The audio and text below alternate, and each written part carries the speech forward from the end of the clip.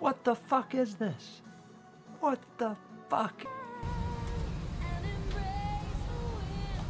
Hello again, YouTube.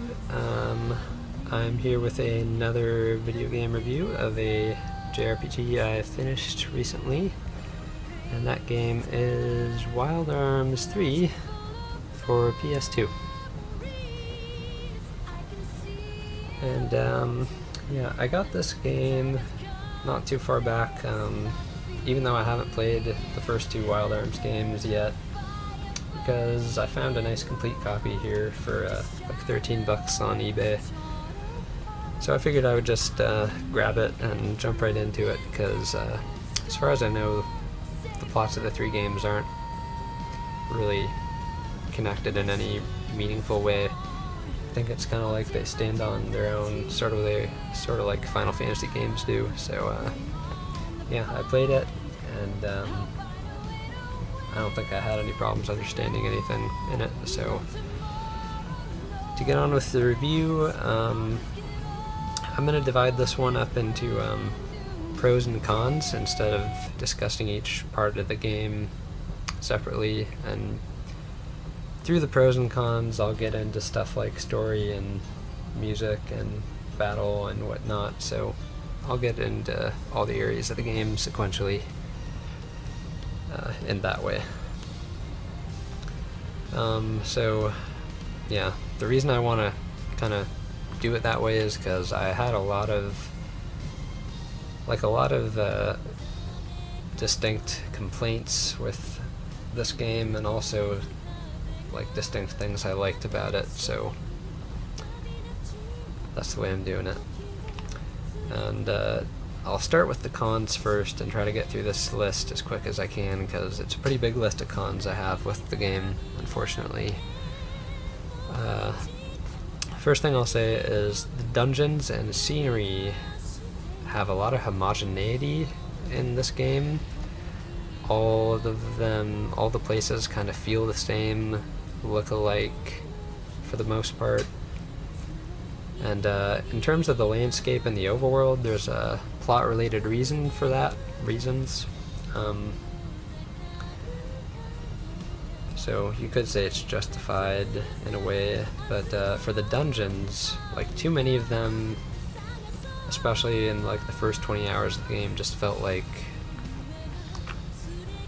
unremarkable kind of ancient ruins that felt the same from one to the other. Like there are 20 or more dungeons you come to in the game when it's all finished, and so many of the ruin-like places, the dungeons, felt the same, didn't feel different. There was nothing to set them apart, and I couldn't like pick one out of the bunch and say, oh, this one ancient ruin had this, like this one place was really distinctive and I remember it for something unique. Like, it just felt very similar to me, so that was kind of unfortunate. The next thing that was bad is the encounter system, because in Wild Arms 3 there's what's called an encounter gauge. And the way it works is you come across random encounters, but instead of a battle starting immediately, there'll be a 1 to 2 second time window where an exclamation point appears right above your character's head, and you can press the circle button to avoid the battle and have your encounter gauge go down some numerical amount depending on what level you are relative to the enemies in the area. Or you can just not do anything and the battle will start real quick. And the problem is, if your encounter gauge is out, you have no option but to let the battle start, and once the battle starts, you have to proceed through the whole battle and play it out to the end and kill all the enemies, because there's no option to run away once battle starts. And it just made it quite a bit of a drag to explore the overworld in particular. It wasn't as much of a problem in dungeons because you can find gems that recover your encounter gauge, so you can sort of fill it back up and keep avoiding enemies if you want to. And most of the time you will want to, because a lot of the battles, at least I wanted to, because the battles just kind of dragged on a lot. Not the lengthiest battles I've ever been in an RPG, but pretty long, kind of on the long side. Just a lot of battle animations to sit through. And in the overworld, it just made exploring feel like tedious, and it sucked the fun out of it and discouraged my exploration on the overworld. And yeah, that was just too bad that it did that. Because oftentimes these random battles, you know, there'd be like enemies that could one hit kill you with some special technique that had a probability of working, and you always had to watch out for that kind of thing. And status ailments were also really prevalent in the game. Like everywhere you go, there's some enemy that can give you status ailments that will seriously impede your characters, or impair, I should say, impair their various abilities. So, yeah. Next negative, the location discovery system. So this is something unique to Wild Arms 3. All the dungeons and towns you come across, like, you have to discover them before you can see them on the overworld. And you do that by using this radar feature. You press the square button and this radius of radar will emanate from your character outwards a certain distance, and it's not a huge distance, but you have to basically just go around everywhere you go on the overworld using this feature, just radar, radar, radar, everywhere, every few feet, steps you take to discover places most of the time. Sometimes you'll be given a general idea of where the thing you're looking for is, but that was kind of bad enough. The thing that makes it more intolerable for me was that to have a place be discoverable by this method, you have to trigger it almost always by talking to certain NPCs who tell you, you know, kind of where you should be looking for this place, where it generally is located. You know, they have to kind of mention it in text. And so if you don't get those triggers triggered, you'll go to a place where there could be an obvious landmark, and this happened to me a few times where I would know there was something there because of the landscape suggesting it, but I couldn't discover it because I hadn't talked to the right person, and it was just kind of annoying and arbitrary, really arbitrary.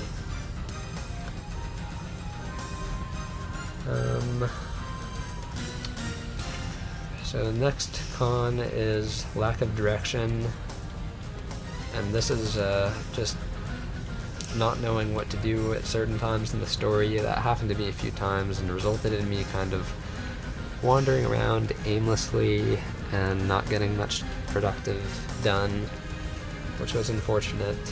And at one point I actually did get stuck, and I had to resort to looking online for what to do because I just could not figure it out. I was really stuck.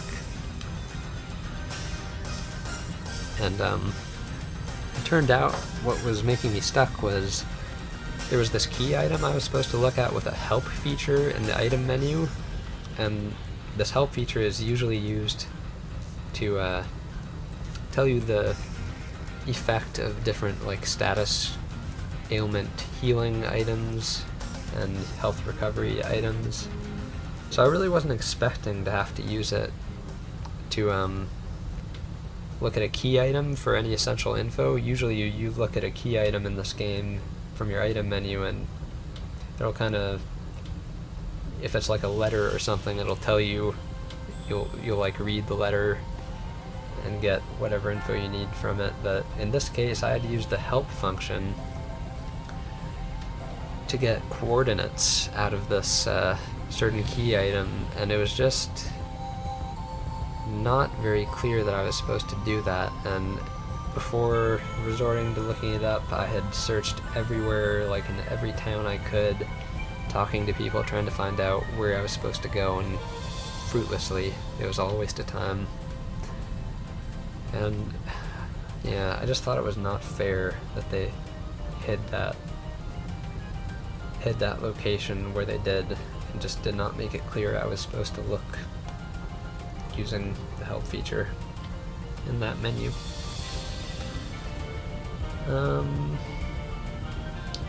Yeah, so the next con is related to this lack of direction, and that is that some battles I came to, battle events, were sort of, I don't know, some of them felt way too easy or way too hard, like harder than they should have been, easier than they should have been, because I think I was coming to them sort of out of sequence, not when I was supposed to, in the game's story, because it does leave you some freedom, you know, to explore and do a few things whenever you want to do them, or try to do them. And it was really just because I didn't know when I should be doing certain things or looking certain places a lot of times.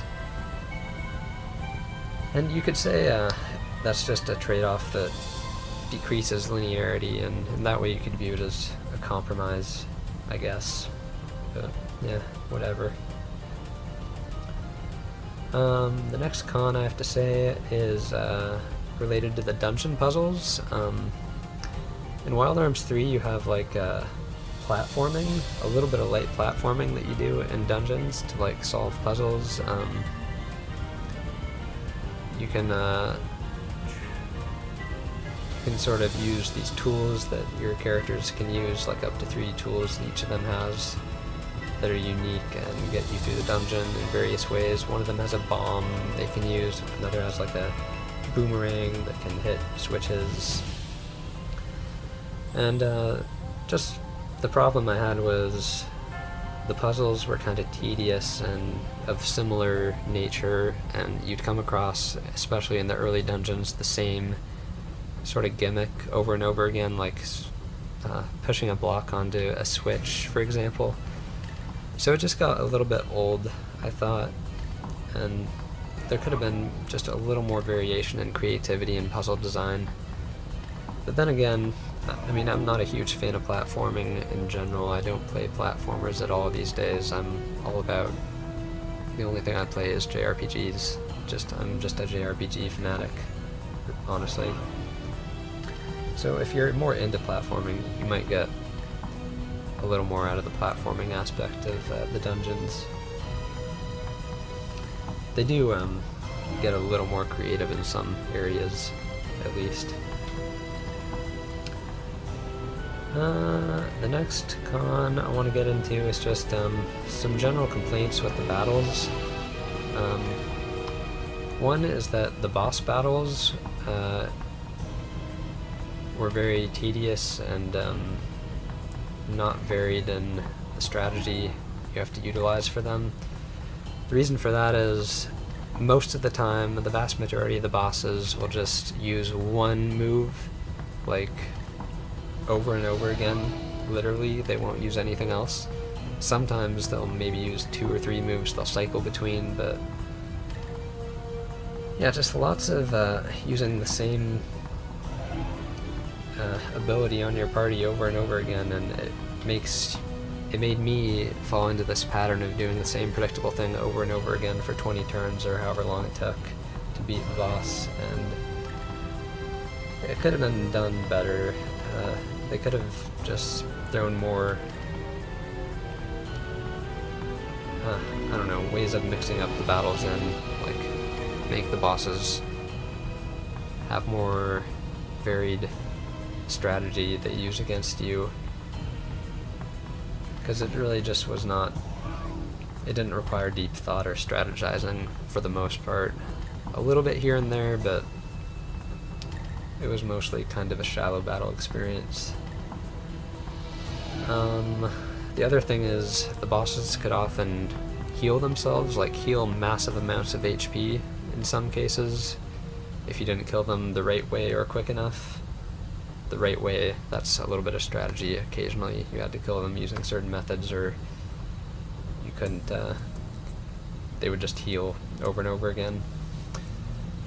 That was the exception though. So yeah, I mean, healing massive amounts of HP, there's really not much need for that, I don't think. It just kind of makes bosses more tedious to kill and draws out the battle more than you'd like it to be. Another battle complaint is these ambushes that could happen where you'd have a party of 4, you have your party of 4 you go through dungeons with, and one character can be singled out in an ambush attack where they'll appear alone in battle and a gang of enemies, monsters, will gang up on them, and if they die, it's game over, and you have to restart like from the last save point, or you can use it continue to restart the battle. And it's just kind of arbitrary, again, that happens, because if one character dies when your party is fighting as a group of 4, it's not a game over, you can revive them and just keep fighting. Or just, let that character stay down and finish the battle out. So there's no reason, I thought, to have that ambush thing give you a game over. It just felt a little cheap. Another complaint about the battle system is sometimes too many enemies would attack you at once in some areas, like weak enemies just attacking in a swarm. And at one point, at the worst point, like up to 12 enemies attacked me at once. And when you have enemies that sometimes use time-consuming abilities that, the battle animations take a while to cycle through, having 12 attacking at once is a little too much, I think. Especially when you can't run from the battle like is the case in Wild Arms 3. So yeah, it was just a little much. Kind of infuriating when you're just trying to like explore an area or finish out a dungeon and that keeps happening. Another complaint is related to directionality in this game. And by that I mean the directions the camera can face and also the direction your character can rotate, because the camera's in this top-down kind of angled perspective. It can sort of rotate around like that, and sort of a 45-degree angle from the ground, you might say. And the problem is it's just really limited rigidly to north-south, east-west, northwest, northeast, southwest, southeast. Those 8 directions and nothing in between are how the camera rotates and how your character rotates whenever they're moving in any direction. And it just made it feel a little robotic and unnatural to explore the environments sometimes, whether you're trying to see something with the camera or go somewhere with your character. Just felt a little unnecessary. I would have liked a little more fluidity, and I think they could have done it on a PS2 game. And another thing that sort of goes hand in hand with that movement complaint is running in this game. You have to press down the X button, and that'll make your character sort of pick up their running for a second, and then you can only run in one direction, and it's one of those 8 rigid directions, and then you have to stop, come to a sliding stop, and then switch direction and run in another direction and slide stop. And it just made it kind of herky and jerky to run around and explore environments. Like, it was not a natural way of running, because you can't change direction while you're running. So yeah, I think it would have been easy to just make running more natural and let you change direction while you're running. I think that should have been the case. Kind of feels like you're a bull that can't stop when you're running in this game. So the next thing I want to note among the cons is actually the in-game clock. And the problem I had with the in-game clock was that it didn't keep time accurately, oddly enough. It seemed to stop at some points, and I noticed this throughout the game. and I couldn't figure out what was going on, but like, here's an example of what would happen. Like, I would start a save file up and play through a boss battle, and I would note on the clock on my desk that like about 20-30 minutes had gone by, but then I would go to save after the boss battle, and in the in-game clock would record like that 2 minutes had gone by between my last save and the current save file, and I knew that just could not have been the case. There's definitely no way some of these battles could have been that short, because I was watching the time tick by, on my desk. So that's kind of vexing, kind of befuddling. I don't know what was going on with the game clock that made it pause in certain areas. I'm also uncertain if it was pausing at other areas and I just was unaware of it. But it did pass normally, like if you're just on the overworld or in town, because I could see it ticking in the lower left-hand corner of the screen. But you can't see the clock in battle, so I'm guessing battles are where time got paused for some reason.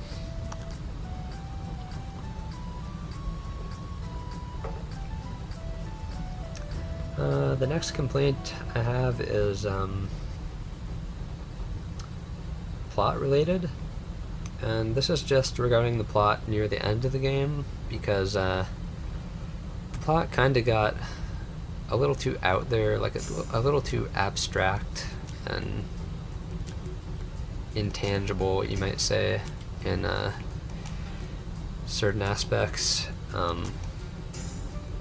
mean, it's a fantasy story, so a little of that's expected, but leading up to the last few hours of the game, everything felt a little more believable to me. I think it just sort of went off the deep end a little at the end, and just was not the most satisfying end to the story, I thought. And another complaint I have about the end was this final battle, like the final boss battle. It was one of those deals where the battle is split up, kind of, different phases, which is a very common thing in an RPG final boss. But it just, in this case, felt like a sequence of very long, tedious, random battles, and for the majority of the boss battle, I didn't feel threatened in any way.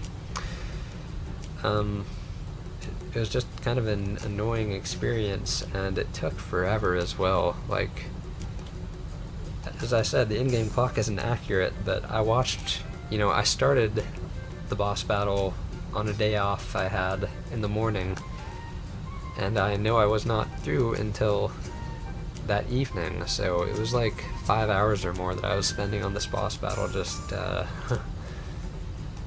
getting through the tedious sequence of phases, and it just was not that fun, not that rewarding. Not the best boss battle to end the game with. And I think the last con I have to get into here is related to the graphics, actually. And I'll just say Wild Arms 3 is a fully 3D game. There are no pre-rendered backgrounds, and so all your backgrounds, like in towns and like the landscape, the topography, like cliffs and mountains, they're all like 3D polygons that you can see on the map. And it took me a while to figure out what bothered me about them, and in the end I pinpointed it, and it was that everything just felt really artificial to me, like not very realistic, or just not very atmospheric in a believable way. And it's because there are no pre-rendered backgrounds, really, I think. Pre-rendered backgrounds, like a beautiful watercolor painting sort of background that gives mountains in the distance and that kind of thing, that can add a lot of atmosphere to a game, and most of the games I've enjoyed the visuals of have pre-rendered backgrounds, and it's missing. That kind of beauty is missing from this game. And a 3D environment can work, but there's just not enough detail in this one of Wild Arms 3 for it to work well, and everything just feels kind of bland and not very detailed. And it also doesn't help that the camera's a little too zoomed in, because it makes the world feel kind of claustrophobic and of a small scale. So yeah, the graphics just, they sort of took away from the environment, I thought, from the environments. They just, there wasn't a lot that I enjoyed looking at. Occasionally there was a nook and cranny here that I enjoyed being in, that were cool to explore, little rustic shacks in these Old West themed towns and whatnot, but overall the visuals were kind of weak. The characters looked good though. The character designs looked good, I thought, everywhere in the game. It kind of has this unique cel-shaded look. That's the style of the graphics in Wild Arms 3. And also these little anime icons will come up during dialogue. And those looked pretty good for the most part. So at least that's one positive. And now I'll move more fully into the pros, the good things about the game. And the first thing I'll say is that there is a ton of character development in the game.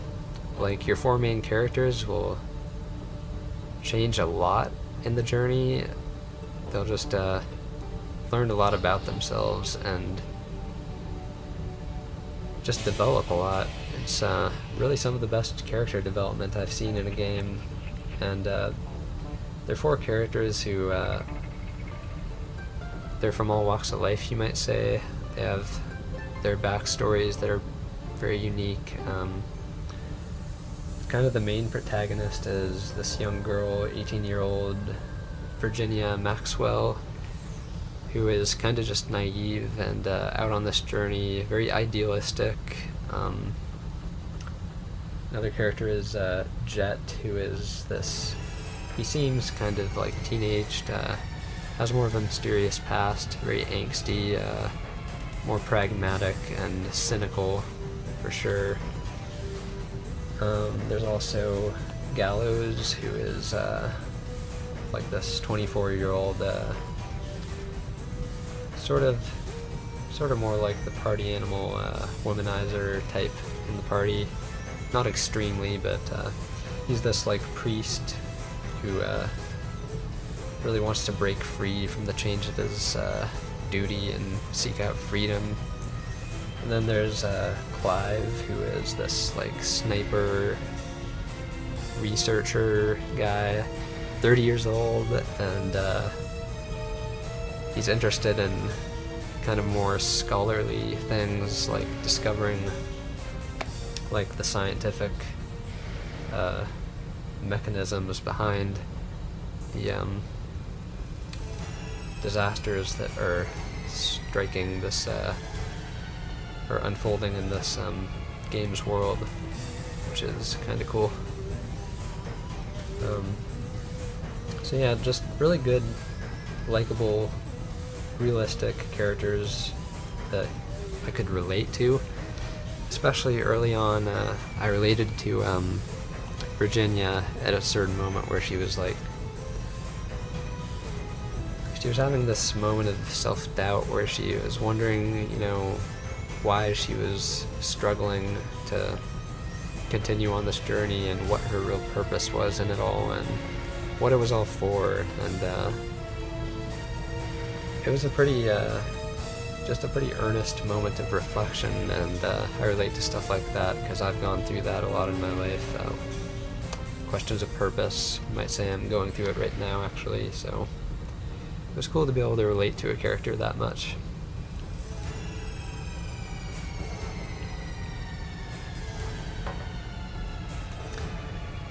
The next pro I have to get into is the unrivaled naming customization in this game.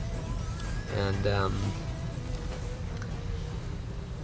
not only can you like name your main party, like give them individual names, but you can name like NPCs in the towns you come to. You can name like almost pretty much anyone you come across to. Any individual character can be named, and otherwise they just have, you know, their own unique names that the game gives them by default, which is in and of itself a unique thing, because most RPGs, you know, the characters in town don't have, not too many of them have individual personalities and are given names, but they are in this game, so that's cool. And another naming thing is you can name like the magic spells you use in this game. Like any spell you use, you can give, there's a way for you to name them, and then whenever you use them in battle, if you give them funny names, you can laugh every time you use that spell, so that's unique for sure. I haven't seen that in any other game. Another pro is the dynamic battle positions and movement, and just also camera angles. Like the battles are very dynamic in general in this game in their presentation, so that's actually a good thing about the battle system. Any battle, any random encounter, boss battle, whatever that comes up, you'll have your enemies and your characters just constantly moving as the battle unfolds and progresses. Just like, it looks like they're maneuvering around each other to sort of get into position for attack and avoid each other, and that's more realistic and something you don't see in many RPGs. Usually you have your battle lines where your good guys and bad guys stand, and it doesn't, you know, they don't move from those lines, but it's not like that in this game. It's more realistic. And also going along with that, you have the cameras giving you these dynamic angles in battle. Like the cameras will pan around and give you close-ups when your character is about to give a critical hit, and like little instant replays on the spot of a dramatic move. It's just kind of cinematic and feels a little like an anime action sequence, the battles do. And just that was very cool and well done. Also, another good thing about this game is there's a gigantic overworld to explore. There might not be a lot of terrestrial variation to it, but there is a big world map with lots of different towns, lots of dungeons to find, lots of little items hidden throughout the regions that you can uncover with your little radar. So that's a good thing that it has that expansiveness. And you can eventually explore it pretty well with different modes of transportation, and you eventually get the freedom to do that. So that's a good thing. Also, I should note one other thing about these modes of transportation. You can get into like random battles even when you're on some vehicle or on horseback. Horseback is a way you can move around in this game, which fits the Wild West setting, sort of. And like, it's generally well done the way you can get into battles on whatever mode of transportation you're using. Like you can, on horseback, your characters will be, you know, actively like riding on their horses like across the desert landscape while these enemies are coming up side by side, and you're like fighting them almost in sort of a action-packed chase sort of scenario. So that's pretty unique and cool that they have that. The next pro I want to mention is the music in this game, which is very well done in general. Fitting with the Wild West theme, you have like a lot of instrumentation in the overworld and towns that elicits the type of Old West world that has saloons and cowboys and whatnot, because you'll hear like acoustic guitar strumming a lot, and whistled melodies, and like these sweeping horns like trumpet and whatnot. They definitely conjure up that Old West feel, so that's really cool, and it's well composed music. And as well, the other thing that's great is that there's a variety of other music you come across in the game that isn't specifically Old West themed, like just a lot of really good atmosphere setting pieces that will happen in cutscenes and set the mood really well. Things that reflect, the quiet, sad moments or the mysterious, ominous moments just to great effect. So I enjoyed listening to all that, and in one of the boss themes of this main group of protagonists for most of the game, there's this really cool, like, menacing track that plays, and it has this instrumentation that makes me think of like industrial electronic kind of music, and I'm a big fan of that type of music, so that was really cool to hear. Just a really strong soundtrack. Lots of tracks that I would enjoy hearing when I'm not even playing this game. And a very strong intro sequence as well, which has an animation and like a theme song that's got vocals and everything. It's some good stuff. So,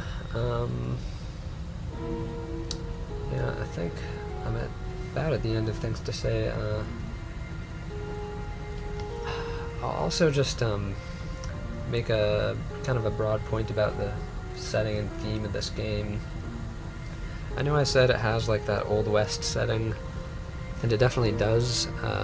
In the environments, you'll come across saloons, and there's deserts, and rustic towns. But mixed in with that, you have like a lot of typical fantasy stuff. Like there's like magic and demons involved in the plot of this game, which is cool, and also a bit of sci-fi, like definite sci-fi elements, nanoparticles and whatnot, nanomachines, I should say. A lot of the sci-fi elements in the cutscenes where they're explained, it's a little too cryptic and not really well explained, kind of ill-defined. A lot of ridiculous terminology that seems like it's trying to sound smart and complicated just for the sake of being complicated. So, I mean, it's not the most well explained. It doesn't explain its sci-fi as well as something like Steins Gate does, for example, but it was still pretty cool having it, I thought, and meshing, the Old West feel and the sci-fi and, more progressive technology. I just thought it was pretty unique and cool to mix that stuff together, So, in the end, would I recommend Wild Arms 3? It's hard for me to say. I have a lot of mixed feelings for the game. Sort of a lot of ambivalence. There were a lot of moments where I was just giving my TV screen the finger, because that's generally how I like to express my frustration with a game when it's really annoying me, and that happened a lot in this game, unfortunately. But at the same time, there were a lot of moments that were really good plot elements, cutscenes, and character interactions that were amusing, entertaining, and interesting. So I'm just inclined not to dismiss the game entirely, even though I had so many complaints about it. I guess what I'll just say is that check out Wild Arms 3 if you think you have the fortitude to endure its faults, and because it's not a fully terrible game, it's just a flawed game for sure. So yeah, check it out if you're a JRPG freak like I am. Otherwise, maybe not. So with that, I will conclude this review.